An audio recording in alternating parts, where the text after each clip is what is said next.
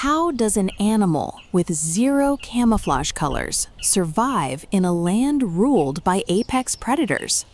No green, no brown, no fur that blends into the dirt, just black and white, screaming for attention.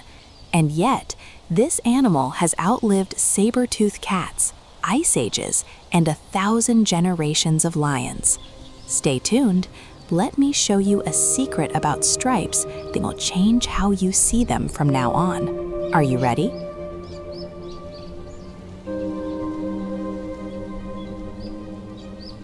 This is the zebra. Not one, but 3 species. The plain zebra can be found throughout the grasslands and savannas of eastern and southern Africa. The mountain zebra is native to the rugged, mountainous regions of southwestern Africa, primarily within Namibia and South Africa. And the largest of them all, the gravy zebra, built more like a mule than a horse, with ears the size of satellite dishes. It is primarily found in the semi-arid grasslands and shrublands of northern Kenya and southern Ethiopia. All 3 belong to the family Equidae, the same bloodline as horses and donkeys. Genus Equus. Same DNA library. Completely different destiny. Horses were tamed. Donkeys were tamed. Zebras? Never. Not once in 10,000 years of human effort. That refusal to bend, that's the first clue to who they really are.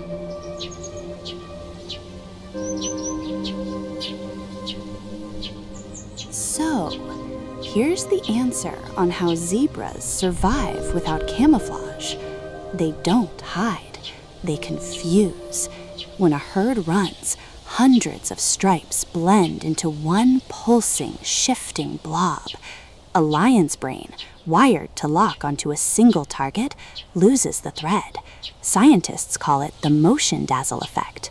But that's only half the story. The leading theory today, backed by field studies across Africa, points somewhere stranger: flies. Biting flies struggle to land on striped surfaces. The high contrast pattern scrambles their flight approach. For an animal with thin, parasite-vulnerable skin, that's not decoration. That's a built-in defense system. Add a 3rd layer. Every zebra's stripe pattern is unique, a fingerprint in fur. Mothers find their foals in chaos using stripes alone. Camouflage failed them, so evolution gave them something better: a built-in shield, a thermal regulator, and an identity card, all in one coat.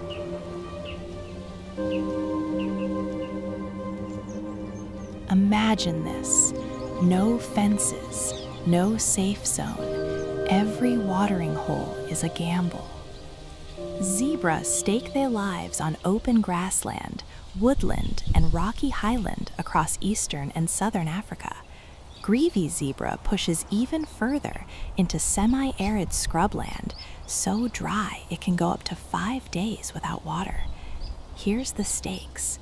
Water means survival. Water also means ambush. Predators know exactly where the herd must come. The zebra knows it too. So they don't walk to water. They calculate it, approaching in groups, posting lookouts, drinking in shifts while others stand guard. One mistake at the waterline can end a life in seconds. That's the world a zebra is born into. If predators, survival, and Africa's wildest secrets fascinate you the way they fascinate us, there's a whole herd of videos waiting for you on this channel. Hit like and subscribe so don't miss the next chapter of wildlife adventures. Now, back to the zebra. Here's something almost no one notices. Zebras rarely sleep lying down. Why would a prey animal voluntarily make itself helpless? The answer lies in their legs. Zebras have a stay apparatus, a system of tendons and ligaments that locks their legs in place. They can doze standing, fully alert, ready to bolt in a heartbeat. But true deep sleep only happens lying down, and lying down is a risk without backup. So the herd takes shifts. While one sleeps exposed on the ground, others stand watch, eyes fixed on the grass line. It's a rotating security system built entirely on trust. Break that trust, wander off alone, and a zebra's odds of survival crash overnight. The savanna runs on alliances most people never see. Zebras and wildebeest travel together by the hundreds of thousands during the Great Migration. It isn't a coincidence, it's strategy. Zebras tear through tall, tough grass stems first. That clears the way for the shorter, tender shoots wildebeest need to survive. Then there's the oxpecker, a small bird that rides the zebra like a living patrol unit, stripping ticks and parasites straight off its skin. But not every relationship is simple. Where gravy zebra territory overlaps with plain zebra territory, the two species sometimes interbreed, producing rare hybrid offspring, a genetic collision roughly 1.5 million years in the making. Allies, workers, occasional rivals. The zebra's world is a web, not a straight line.